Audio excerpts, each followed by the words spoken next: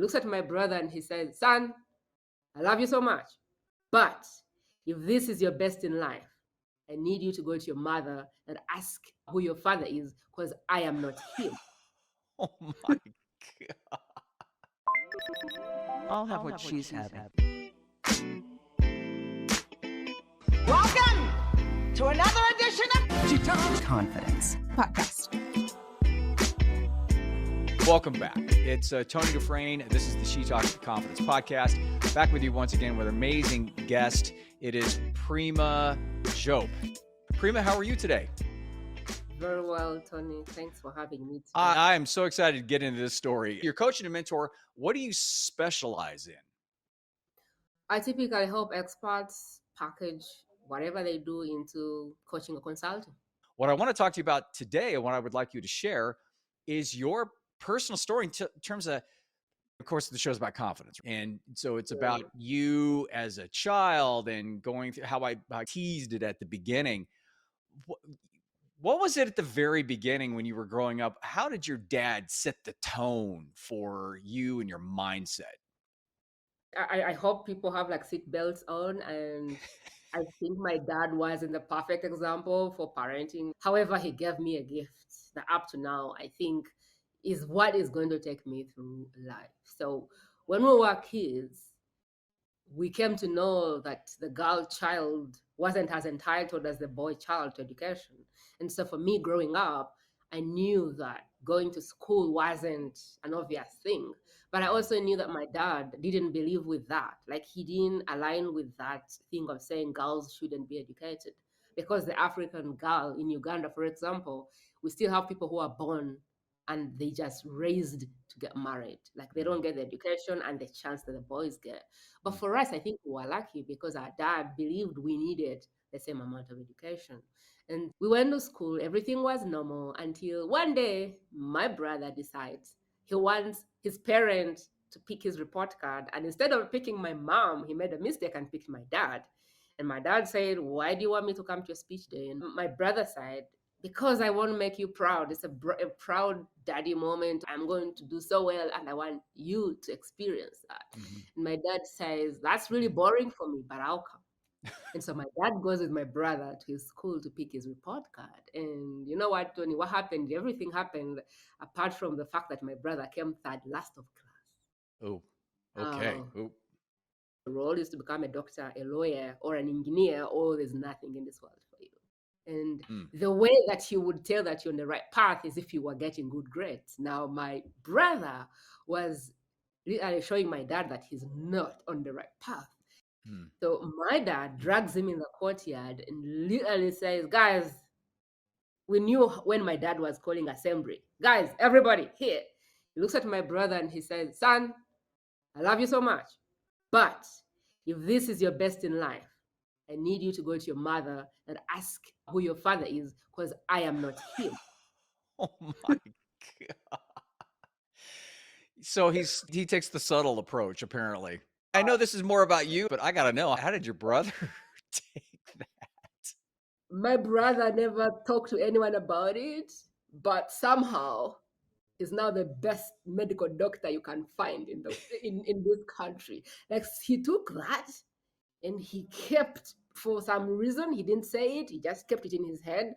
And he moved from third last to third best, second best, best, and he's been with that for years. You probably couldn't find a smarter doctor if you tried. And I still think it's the fear of losing dad, even when dad is no longer alive. It's that fear of, oh my God, I don't want to hear that ever again. Now, you were in pretty good shape in terms of grades. You were doing well. Now, how did he deal with you? The same way, or did he give you a little bit of a break? He didn't know that I had plans of not becoming the things he wanted.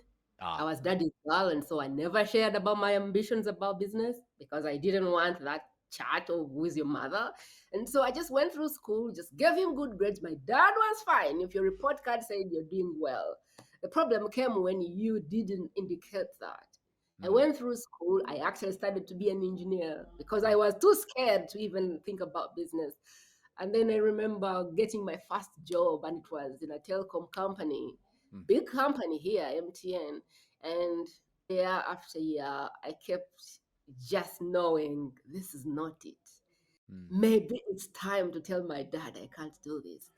5 years later, I had this new role. I had done it for 2 years and I was really tired of it. And I recall they brought a supervisor, a new person, and this person was taking classes from us. She didn't know the job. She didn't know the tech work. She Hmm. didn't know nothing. She didn't know how to monitor a switch. And I looked at her and said, if this is my leadership, I think it's not going to work.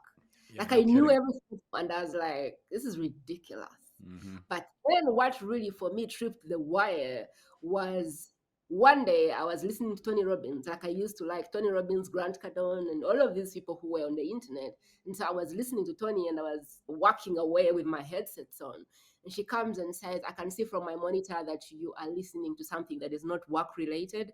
And so I'm going to have to ask you to go blah, blah, blah and explain that. Like she really escalated me for listening to Tony Robbins. Hmm. And in that moment, I was like, oh, really? That's it. It I'm was my done. day. That's it. I'm done. I went Wow. home.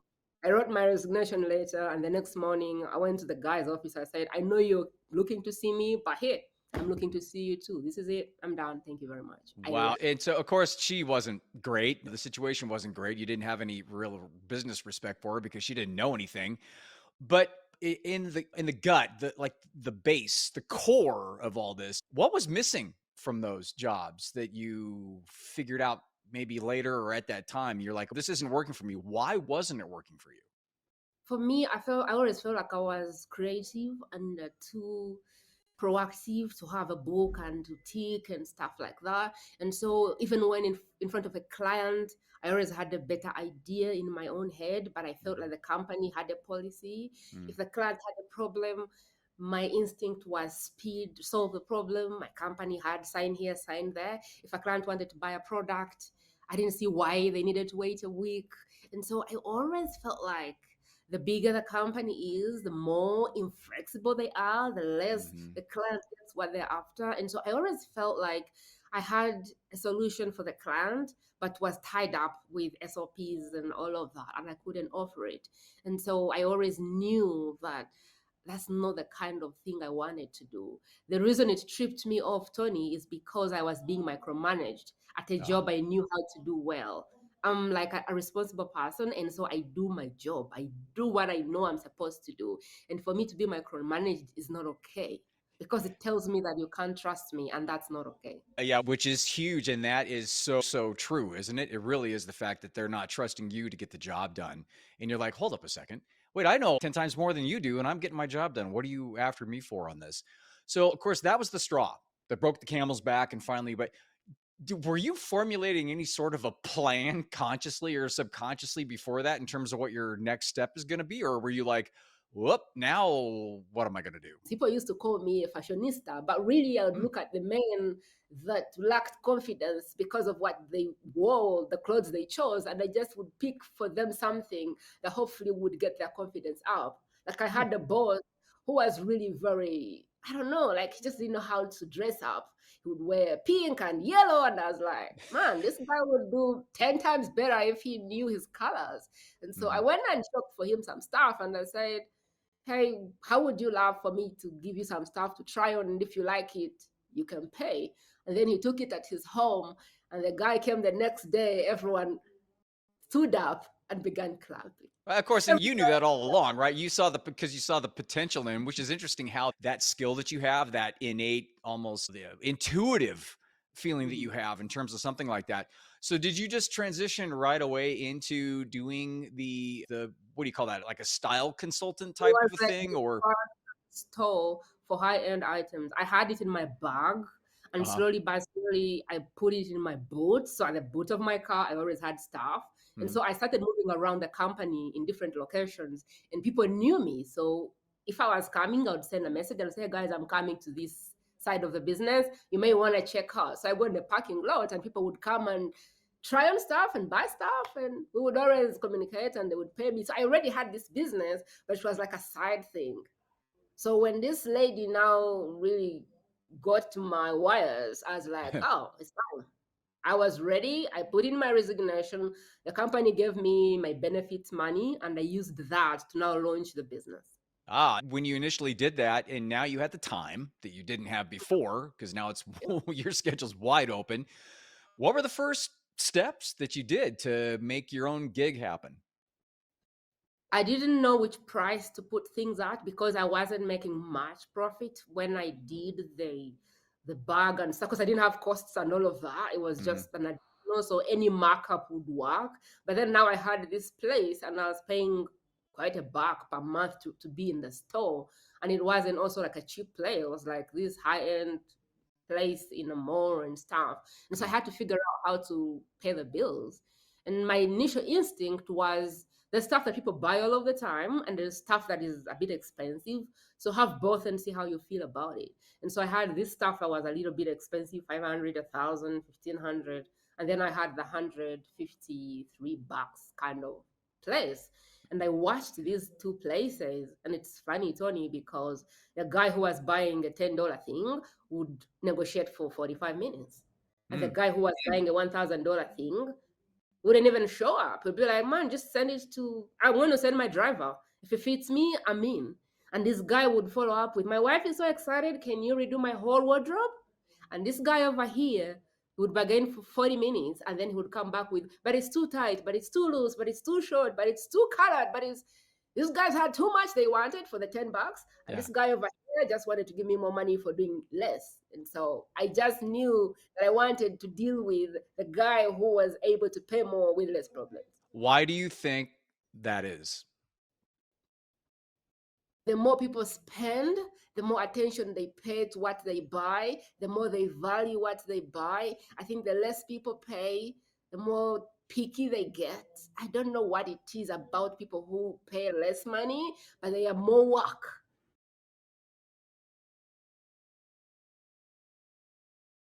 I think it comes down to one of the best skills for successful people is decisiveness and certainty.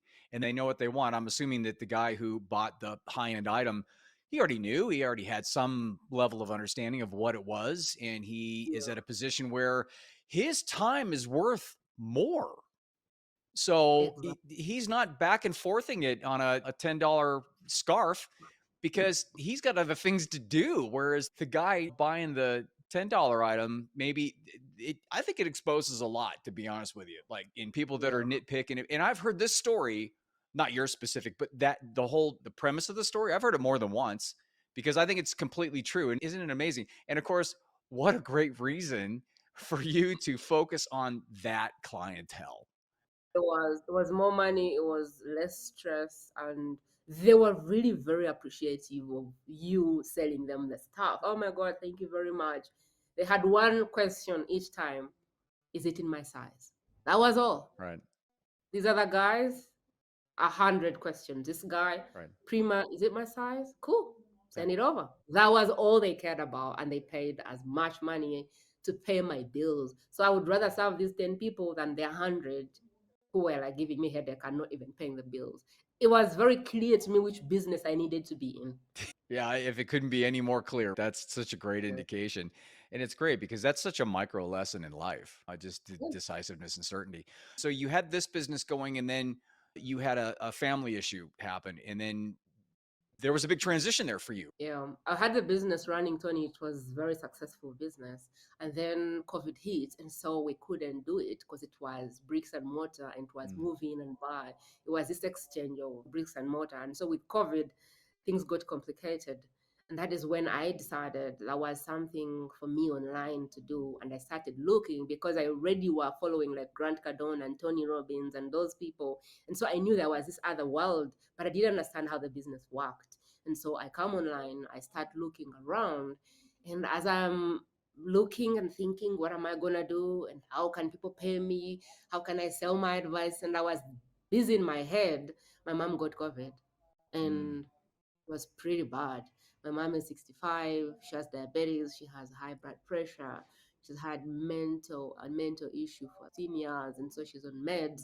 And so my mom was that case that the doctors would tell you, we don't know if she's gonna make it. mm, And so the only place between my mom's life and not was like a very thin line called money. And so we couldn't get in the hospitals. We took my mom out, took her back home, but they said, you have to get her in some kind of ICU. If you don't get her in some kind of ICU, she may not make it. Mm. And my brother said, you guys, we can look at her mom die or we can find money to heal her. Remember, he's a doctor and he actually understands this stuff. Mm-hmm. The thing I can do is I can go back home and try to set stuff up, but I don't know that I have enough equipment to keep her alive. And so if you can get money, go. Now, in that moment, my mom would die if I didn't find the money. And I kid Tony, I got someone online, I dragged them in a Zoom room. I asked them what they were selling. They told me. I said, sell me the thing. They tried to sell me the thing. The worst speech in the world came out of their mouth. And I said, how would you love for me to turn around and sell you this thing? They gave me a chance. I sold them the thing. And their next question was, do you take coaching clients? And I said, yes. I had no coaching offer, I had no idea how to do it. And I said, yes, I do. And then she asked, how much do you charge? Looked at her straight face and I said, $2,000. I tell you, Tony, most people would make more money if they had the ability to hold a straight face when they ask for money. The woman said, do you take PayPal? That is where the business started. I became a coach. I called myself a coach and I kept going. I have been able to do this for 4 years now. And everything I know has been from figuring out from the school of hard knocks, as I like to call it. And today, multiple 6 figures and still going. But the lesson in there for me was there has to be a button that helped me leap into this coaching because I would never have done it. I would have taken forever. And so for me, I needed something external to push me. And my mom's life was that perfect button for me in that moment. So I don't want to jump the gun here, but is she okay right now? Yeah, my mom is fine. Unfortunately, my dad passed on, but my mom is still strong and fine. Oh, okay. Oh, I'm sorry about your dad. Isn't it incredible? A lot of times we just don't create enough leverage within ourselves, or we don't sabotage ourselves enough to where we're low enough to where we're like, we have to make a change. But the second a loved one has an issue that you need to step up, it happens like that. It's just incredible. When this happened and you had the mindset and you're going to make a change, it's an intention mechanism, right? So now you have an intention. And so you're drawing in or you're magnetizing to solutions. When you did that and you found the Zoom person, did you find them to pitch a coaching thing initially, or was your initial thought in regards to what am I going to do to make this $2,000? I knew, Tony, that money is an exchange of value because I was a business owner. I knew that. I just couldn't get myself to translate the business skills I had offline to the online market. It was a little harder for me because people in the global market didn't understand or didn't necessarily need my style advice because I didn't understand like the winters and the springs and all of that because we don't have it here. But I knew that money is an exchange of value. And so I was determined to get as many people as I could in the Zoom room and understand if they had a problem I could solve until I saved my mother. She just happened to be the first one and she was perfect. But I was like, there must be someone for who I can exchange value for money and I am going to get them even if it kills me. So It's just, that's such an incredible. And then after the initial $2,000, of course, now you've solved the problem, immediate problem. How did you go about scaling that? Or how did you go about, you said learn from the school of hard knocks, which to be honest, that's really the most effective school. It's the longest and the hardest and the most painful. And there's a lot of blood, sweat, and tears. How did you gain the confidence now to go into a field that you're just starting and learning as you go, pretty much? to teach her. So I just started to do it for her. She just wanted to sell her offer. It was an amazing offer. It was $5,000. And I just started to help her sell it. And I would give her the copy to write. And I would get her to invite me to the Zoom room and I would sell the offer. And I noticed that she didn't care, that she didn't learn how to do it. She just wanted the money. And then she introduced her friend and her friend introduced her friend. And I very quickly started to get these people together that were referring me. And in my head, I got to understand there is something here that is happening because organically I'm getting referrals. So I need to make it official. I need to get organized. And so I began to hire in mentors, coaches, and just really learning how this thing works. But I didn't go to certify because I always knew that sometimes experience is the best teacher. And so for me, I used the students, used my mistakes, used what didn't work out to kind of keep refining and refining. And because I always had a problem at hand, I always reached out for a solution. Okay, I don't know how to do this thing. Who has something about it? Okay, now I really don't know how to do this other thing. And who has, so for me, I always solved the problem as it came. And slowly by slowly, I just started to get better because there was always a problem in front of me, and my thing is more like go solve it. And up to today, I tell people that sometimes or most times the clarity you're looking for is hidden in the motion you're not taking. And you won't know what you need and what you don't need until you sign that client. And so I always tell people that whatever you're looking for, whatever clarity, whatever client, whatever answers you're looking for are hidden in the steps you're not taking. So get in motion and see what happens. See how you like what's happening when you're in motion. And then make adjustments. I was gonna ask you, the next question was, what was your biggest discovery or your biggest epiphany or the one thing that you could share with everybody? And I'm assuming that might be it, right? There's a lot of clarity in motion, and most people never release themselves to get to that. But there's a lot of clarity in motion if you're willing to be wrong, if you're willing to, I don't know, to stumble and fall, if you're willing to just go and have that faith that you're headed somewhere. There's a lot of clarity that comes when you take that step that never comes when you're on the writing board, strategizing and finding and writing and drawing the plan. And sometimes it just takes you to go to market. And naturally, the market carves itself out and people who want you come, but it never gets to happen in your book or in your plan. That. And there's also that whole thing about, what if it's not the right direction? What if I'm doing all these things and it's not panning out to what I think it's going to be? That's really the whole point in taking the action and taking the small steps, because you really don't know what's on the horizon until you take steps towards the horizon. The clarity comes from getting a little further down the line and then being okay to make adjustments. Failure is a key tool, because I think people look at failure as an end all be all, or as a binary thing, right? As an either or, black and white type of a thing, where it's not the case. It's actually a component in growth. And that's, I know we share that with our clients all of the time. So I just love it. The story is incredible. Your brother, God bless him, he used that for motivation. That's amazing. So Prima, thank you so much. I really appreciate the time and you sharing your story. Where can somebody get a hold of you to have you set them on the right path and get them onto taking action in their new venture?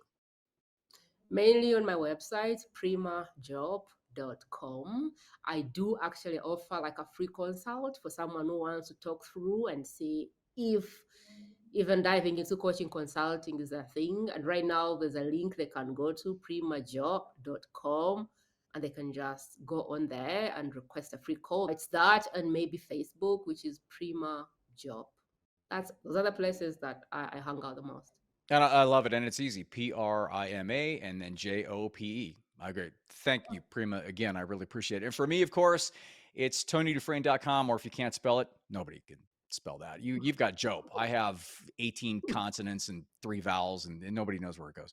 It's theconfidencedoc.com, and you can get on and check out all the podcasts for over the last 3 or 4 years. I've got a new ebook up there. It's Transform Your Life, A True Confidence for Women, which is basically my big program in review form, and gives you really good step-by-step or an outline in regards to just what we talked about today, as a matter of fact. Getting clear and having intention and taking small steps and being okay with you falling on your face and getting up. So hope things are great as usual, and I will talk to you next week.